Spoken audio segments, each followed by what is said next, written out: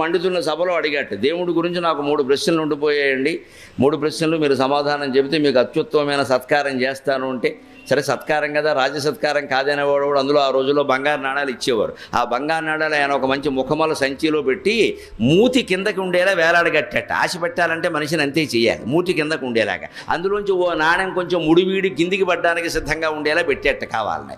ఈ బ్రాహ్మణులకి పండితులకి అందరికీ వాటికి చూడగానే లొట్టలు వేస్తున్నారు ఇక్కడ. అది ఒక్కటి ఇంటికి పట్టుకెడితే మా ఆవిడ ఎప్పటి నుంచో కాసుల పేరు ఉంటుందో కూడా వదిలిపోతుంది. అందుకే ఇప్పుడు ఈయన దృష్టి కాసుల పేరు మీద ఉంది, ఈయన ఆభరణాల మీద.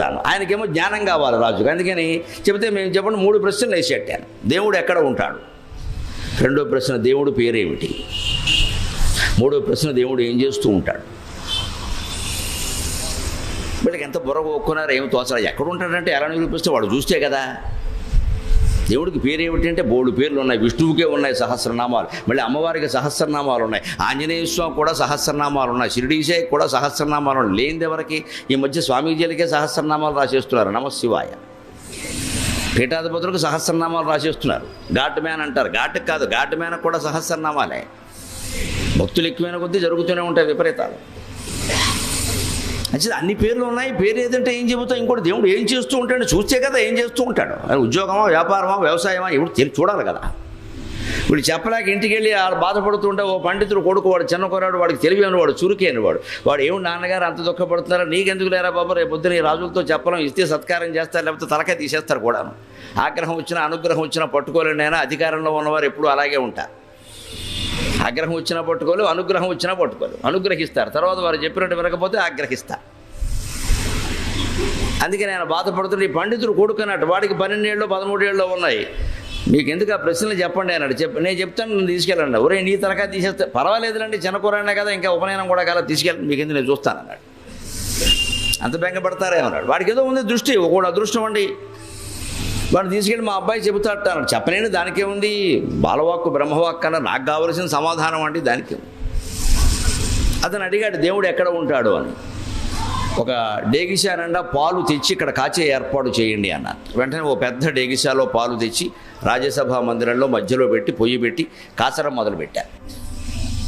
మొదలు పెడుతుంటే ఈ కుర్రాడు ఓ పెద్ద గరిటె తెడ్డు లాంటివి తీసుకుని ఆ పాలల్లో ఎలా తిప్పుతున్నాడు. ఓ పావు గంట అయింది, వీడు తిప్పుతూనే ఉన్నాడు. ముఖం అంతా ఎర్రపడింది, చెమట పట్టేసింది. దేవుడు కనపడలేదు, పాలు కనపడలేదు. ఏమిటయ్యా తిప్పుతున్నావు, కావాలంటే కుర్రాడికి పాలు కావాలంటే ఇస్తాం, ఊరికే తిప్పకో అన్నట్టు. లేదండి, వెన్న ఎక్కడి నుంచి వస్తుంది రాజుగారు అన్నట్ట. పాలల్లోంచే వస్తుంది కదయ్యా అన్నట్ట. పాలల్లోంచి వచ్చే వెన్న పాలల్లో ఉండాలా వద్దా? ఆ మనిషి ఇంట్లోంచి వచ్చేటువంటి అంతకుముందు ఇంట్లో ఉన్నాడుగా.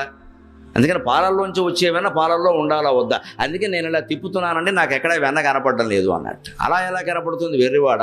పాలు కాచాలి, తోడు పెట్టాలి, రాత్రంతా ఉండాలి, పొద్దున్నే చిలకాలి, ఆ మాత్రం తెలియదా అన్నట్టు. పాలల్లో ఉన్న వెన్న పాలల్లోంచి బయటికి రావడానికి అంత సమయం పట్టినప్పుడు, అంత మధించడం జరిగినప్పుడు, అంతటా ఉన్న దేవుణ్ణి వెలికి తీయాలంటే ఎంత మథనం చెయ్యాలి అన్నట్టు.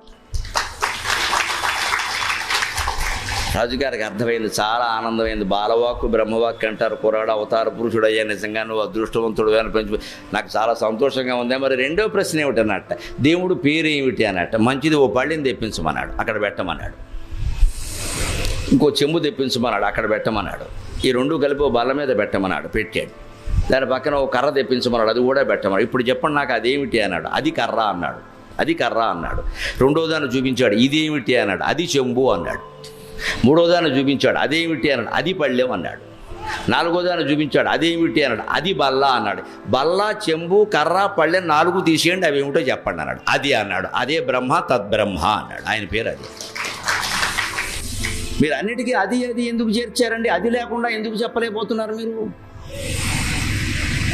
అయితే చూపిస్తున్నారు స్పష్టంగా, వేలు పెట్టి చూపించి, అది బల్ల, అది కర్ర, అది చెంబు, అది పళ్ళెం, అన్నిటికీ కామన్గా మీరు అది ఎందుకు వాడారు? అదే కదా సర్వనామం. కామన్ అంటే సర్వనామం అంటే కామనే కదా. మనం నామవాచకం అందరికీ వాడలేమండి. రామారావుని పుల్లారావు అని ఎలా పిలిస్తే పలకడగా. కానీ ఆయనకి ఈయనకి ఇద్దరికి కూడా ఆయన వాడతాంగా. రామారావుకైనా ఆయనే, పుల్లారావుకైనా ఆయనే. దగ్గరగా ఉంటే ఇద్దరు ఈయనే, దగ్గరగా ఉంటే ఈయన, దూరంగా ఉంటే ఆయన. దగ్గర దూరం తప్పితే పేరులో పిలవడంలో తేడా ఏం లేదు కదండి. ఇలా రా అంటాం, ఎవరినైనా ఇలా రండి అంటాం, అంతే. ఎవరైనా అంతే. ఇలా రండి అని ఒకళ్ళని ఇలా రాండి అని ఇంత పొడుగు ఇంకోళ్ళని అనం కదా, ఆయనకు అర్థం కాదు. పోండి అనుకుని పోతాడు ఆయన. రెండేనా అంటావా? ఆ వ్యక్తి రూపాన్ని, ఆ పేరుని గనక మర్చిపోగలిగితేనే భగవంతుడు అర్థమవుతాడు. నామరూపాల కారణంగానే మనం లోకాన్ని గుర్తుపట్టలేకపోతున్నాం. అదే సరిగ్గా ఉపనిషత్తుల్లో చెబుతారు. భగవంతుడి లక్షణాలు, సృష్టిని భగవంతుడిని కలిపి 5 లక్షణాలు చెబుతారు. అస్థి, భాతి, ప్రియం, రూపం, నామచేత్యంశ పంచకం, ఆద్యత్రయం బ్రహ్మభావం, నామరూపాత్మకం జగతు. 5 లక్షణాలు ఉన్నాయి భగవంతుడికి, సృష్టికి కలిపి. అవేమిటంటే, 1 అస్థి, అది ఉంది. భాతి, అది ప్రకాశిస్తోంది. 3 ప్రియం, అది సంతోషంగా, సుఖంగా, ఆనందంగా ఉంది. 4 రూపం, దానికో రూపం ఉంది. నామ, ఓ పేరుంది. ఇవన్నీ కలిపి ఇందులో ఆద్యత్రయం బ్రహ్మభావం. మొదటి 3 పరమాత్మ లక్షణాలు, అస్థి, భాతి, ప్రియం. నామరూపాత్మకం జగత్తు, జగత్తుకుండేవి 2 లక్షణాలు, 1 రూపం, 2 పేరు. రూపము పేరు లేకపోతే జగత్తు లేదు. అందుకే ఈ మొదటి 3 ఏమిటి సరిగ్గా మనకు చూడండి. అస్థి అంటే ఉన్నది, సత్.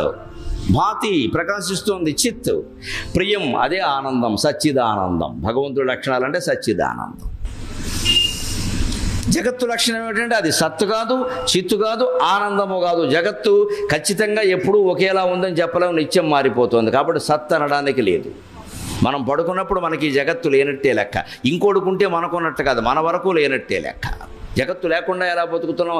ఇంత ప్రేమిస్తున్నామే ఈ ప్రపంచాన్ని, ఈ బంధాలని, ఈ భార్యని, ఈ భర్తని, ఈ పిల్లల్ని ఇంత ప్రేమిస్తున్నామే, వీళ్ళని మర్చిపోయి మనం ఎలా పడుకోగలుగుతున్నామండి? అసలు ఆ పడక, ఆ నిద్ర, ఆ ఆనందం ఈ మొత్తం జీవితం కంటే గొప్పదా కాదా? ఒక క్షణంలో దిగిపోయింది అది గొప్పదని. లేకపోతే నిద్ర మానేసి కూర్చో. చివరికి నేను అంటున్నాను మరోలో అనుకోవద్దు. ఆ ఉదాహరణ అయితే బాగా అర్థమవుతుంది. కొడుకుని కోల్పోయి విపరీతంగా దుఃఖిస్తున్న తల్లి కూడా ప్రాణం విసిగి నీరసం వచ్చి పడుకుంటే ఆ నిద్రలో ఆవిడకి ఏమైనా కొడుకు గుర్తున్నాడా? ఆనందం పొందిందా లేదా? నిద్ర ఆనందం. ఆవిడ మళ్ళీ బయటికి రాగానే ఏమిటో ఇంత కొడుకును కోల్పోయి దిక్కుమాలని నిద్రమ్మా అని మళ్ళీ ఏడుపుమాలెట్టి. నువ్వు నిద్రలో ఉన్నప్పుడు కొడుకు విషయం గుర్తులేదే, వాడు ప్రమాదంలో చనిపోయాడు. అక్కడ వెలుగు రాగానే ఏడుస్తున్నావు. అంచేత ఆ నిద్ర ఈ దుఃఖాలకి, సుఖాలకి అతీతమైంది అని అర్థం కావట్లేదా? అందుకని అస్థి, భాతి, ప్రియం స్థితిలో ఎప్పుడూ బ్రహ్మ భగవద్భావన, అది అలా ఉంటాడు మనిషి. నామరూపాత్మక రూపం పెట్టుకోవడం వల్ల, ఒక పేరు పెట్టడం వల్లే మనకు అర్థం కావట్లేదు విషయం. అందుకని ఉన్న పేర్లన్నీ ఆయనవేనండి. అది అనేది ఆయన పేరండి, తత్. అందుకే సంస్కృతంలో వ్యాకరణం అర్థమైతే వేదాంతం అర్థం అవుతుంది. సంస్కృతంలో తత్ అనే శబ్దాన్ని 3 లింగాల్లో చెబుతారు. ఏ శబ్దాన్ని ఒక లింగంలో చెప్పిందని ఇంకో లింగంలో చెప్పరు. రామశబ్దం అంటే రామహ రామో రామాహ రామం రామో రామాన్ రామేణ రామాభ్యాం రామై పుంలింగం. సీతా శబ్దం ఉంది, ఆకారాంత స్త్రీలింగ. సీతా శబ్ద సీతాదేవి, సీతాసి దే సీతా, హే సీతే హే సీతే హే సీతాహ సీతాంసి దే సీతాహ అని ఆకారాంతంగా చెబుతారు. స్త్రీలింగమే చెబుతారు. సీతాదేవి పుల్లింగం ఎలా అవుతుందండి? పుస్తకం అనే శబ్దం ఉంది సంస్కృతంలో. పుస్తకం అకారాంత నపుంసకలింగ. పుస్తకం శబ్ద, పుస్తక శబ్ద, పుస్తకం పుస్తకే పుస్తకాన్ని, హే పుస్తక హే పుస్తకే హే పుస్తకాన్ని, పుస్తకం పుస్తకే పుస్తకాన్ని అని నపుంసకలింగంలో చెబుతారు. పుస్తకాన్ని పుల్లింగంలో చెప్పరు, రాముడిని స్త్రీలింగంలో చెప్పరు, సీతని పుల్లింగంలో కానీ నపుంసకలింగంలో కానీ చెప్పరు. కానీ అందరికీ వర్తించేటువంటి తద్ అనేటువంటి శబ్దాన్ని 3 లింగాల్లో చెబుతారు. దకారాంత పుల్లింగ తబ్జద్ధ సహ తౌతేతం తౌతాంతేన తాభ్యాం తైః తస్మై తాభ్యాం తేభ్యః తస్మాత్ తాభ్యాం తేభ్యః తస్య తయోస్తేషాం తస్మిన్ తయోస్తేషు అని పుల్లింగంలో చెబుతారు 7 విభక్తులు పెట్టి. అదే తచ్చబ్దాన్ని స్త్రీలింగంలో చెబుతారు. దకారాంత స్త్రీలింగ తచ్చబ్ద ఆమె, ఇందాక అతడు, ఇప్పుడు ఆమె. సా తేతాహ తాం తేతాహ తయా తాభ్యాం తాభిః తస్యై తాభ్యాం తాభ్యః తస్యాహ తాభ్యాం తాభ్యః తస్యాస్తయోస్తాసాం తస్యాం తయోస్తాసు అని స్త్రీలింగంలో చెబుతారు. మళ్ళీ పుస్తకం దాని బదులు తత్, దకారాంతగా నపుంసకలింగ తచ్చబ్ద. అతడు కాదు, ఆమె కాదు, అది పుస్తకం కదా, మరి నపుంసకలింగం కదా. తత్తేతాని తత్తేతాని తేన తాభ్యాం తైః తస్మై తాభ్యాం తేభ్యః తస్మాత్ తాభ్యాం తేభ్యః తస్య తయోస్తేషాం తస్మిన్ తయోస్తేషు అని నపుంసకలింగంలో చెబుతారు. ఒక్క తచ్చబ్దానికి 3 లింగాలు ఎందుకు ఉన్నాయండి? తచ్చబ్ద స్వరూపుడైన భగవంతుడే పురుషులుగాను, స్త్రీలుగాను, నపుంసకులుగాను కూడా ఉన్నాడు. అందుకే ఉన్నాయి. అనగానే ఇచ్చేవాడు కాదు. పూర్వం ఉద్యోగాలు కాదు కదా, ఆస్తులే కదా. పొలం సర్లే 50 సర్లే, మట్టి ఎంత అనేవాడు. మెట్ట 10 అండి, పల్లం 40 అంటే పిల్లనిచ్చేవాడు. మెట్ట 40 అండి, పల్లం 10 అంటే లాభం లేదు అనేవాడు. ఎందుకంటే మెట్టలో పండదు, మరి వర్షాధారం భూమి, వర్షం కురవాలి, పండాలి, మెట్టకి నీళ్ళు ఎక్కవు. అందుకని ఈ మెట్ట వాళ్ళు ఏం చెప్పేవారు, మెట్ట వేదాంతం ఏంటి, మాకు ఉందగానండి అసలు అది మేము పట్టించుకోకపోవడం లేదు, పండదు కాబట్టి. ఇది మెట్ట వేదాంతం అంటే అర్థం. పట్టించుకోపోవడం ఏంటి, పండదు కాబట్టి. పండితే పట్టించుకోవా, ఇది మెట్ట వేదాంతం అన్నమాట. అందుకు వచ్చింది. జాతీయాల వెనక్కి వెడితేనంటే జాతి చరిత్ర మొత్తం వస్తుంది, అద్భుతంగా ఉంటుంది. అసలు మెట్ట వేదాంతం అంటే ఏమిటంటే ఇది. మెట్ట భూమి ఉన్నవాడు ఆ అవసరం లేని వేదాంతం మాట్లాడతాడు. ఎలాగూ పండదు కాబట్టి అది మాకు పెద్ద లెక్కలో లేదని మేము దాన్ని పట్టించుకో ఉందని కదా చెప్తున్నావు కదా, నీకు ఎంత ఉందంటే దాన్ని కలుపుతున్నావా, మళ్ళీ తర్వాత పండుతుందా పండదా అంటే పట్టించుకోమంటావు. మరి కలిపేదంటే కూడా తీసేచ్చు కదా, దస్తావేజులో తీయడు, అది ఉంచుతాడు. నేను గొప్ప చెప్పుకోవాలి కదా. మరి వెనకడికొకటికి నీకు ఎంత పొలం ఉందని అంటే 101 అన్నట్టు. ఎక్కడ ఉందంటే మా మేనమావది ఉందని అది ఒకటి అన్నట్టు. అదే మేనమావది ఇందులో కలిపేస్తావా, పోయి పెంచండ్రైనా కాదు, వాడు పోతే ఏమైనా వస్తుందేమో, వాడికి పిల్లలు లేకపోతే మేనమావదట. మా మేనమావది ఉందని నాది ఒకటి మొత్తం నేడు ఇంకేం, మరి మొత్తం గవర్నమెంట్ పొలాలు కూడా కలిపి. ఈ మెట్ట వేదాంతం రాకుండా, ఆ స్థితి రాకుండా ఏం చెప్పేవారు అంటే తర్కం నేర్పేవారు, వ్యాకరణం నేర్పేవారు. అంచేతన ఈ కుర్రాడు తండ్రి ద్వారా అవి నేర్చుకున్నాడు కాబట్టి అంతే సూక్ష్మ దృష్టి ఒక్కోసారి తండ్రికి లేనిది కొడుకుంటుందండి. అందుకని దేవుడు ఎక్కడున్నాడు అంటే పాలల్లో వెన్న ఎలా ఉంటుందో దేవుడు అలాగే ఉన్నాడండి. చిలికితే కానీ రాదు కదా, దేవుడైనా అంతే కదా, మధించాలి కదా అన్నాడు. రాజుగారికి చాలా ఆనందమైంది. దేవుడు పేరేమిటి అంటే, మీరు ఇది పళ్ళెం, ఇది గ్లాసు, ఇది చెంబు, ఇది బల్ల అన్నారు. ఇది తీసేయండి, ఇది ఆ పళ్ళెం పేరు చెంబు తీసేయండి, మిగిలింది ఇది కదా, అదే బ్రహ్మండి. తద్బ్రహ్మ తత్వమసి అహం బ్రహ్మాస్మి అంటే రాజుగారికి పరమానందం అయిపోయింది. ఆ కుర్రాన్ని తీసుకెళ్ళి ఎత్తుకుని ముద్దెట్టేసుకుని ఎదురుగా నుంచి సింహాసనం దగ్గరికి పిలిపించి నుంచోబెట్టి నువ్వే నా గురువురా అన్నారు. ఇప్పుడు చెప్పాడే. 3వ ప్రశ్న ఏంటండి అన్నాడు. దేవుడు ఏం చేస్తూ ఉంటాడన్నాడు. మీరు ఇప్పుడు నన్ను గురువు అన్నారు కదండి, గురువు నిలబడి ఉండగా శిష్యుడు కూర్చోవడం ధర్మమేనా అన్నాడు. తెలివంటి వాడికి దెబ్బకి రాజుగారికి ఇంకా ముద్దైపోయిన బంగారు కొండ అన్న రాజ్యం నీకు ఇచ్చేసిన తప్పు లేదురా, బ్రహ్మాండంగా మాట్లాడు అని వాడిని సింహాసనం మీద కూర్చోబెట్టి ఈయన కింద కూర్చున్నాడు. ఇప్పుడు అడగండి మీ ప్రశ్న అన్నాడు. దేవుడు ఏం చేస్తూ ఉంటాడు అన్నాడు. ఇదే చేస్తూ ఉంటాడు అన్నాడు. పైవాడికి తెలిసిందంటే మనం ఆశ్చర్యపోకల. ప్రహ్లాదుడికి తెలియలేదా? ప్రహ్లాదుడి వయసు 8 ఏళ్ళు, హిరణ్యకశ్యపుడి వయసు పోనీ మన లెక్కల్లో చూసుకుని 60 ఏళ్ళు ఉన్నాయి. ఆ కృతయుగాలు వయస్సులు వదిన పోను మన లెక్కల్లో చూసుకున్న రాష్ట్ర ప్రభుత్వోద్యోగం, కేంద్ర ప్రభుత్వోద్యోగం 2 రిటైర్ అయిపోయాడు వాడు.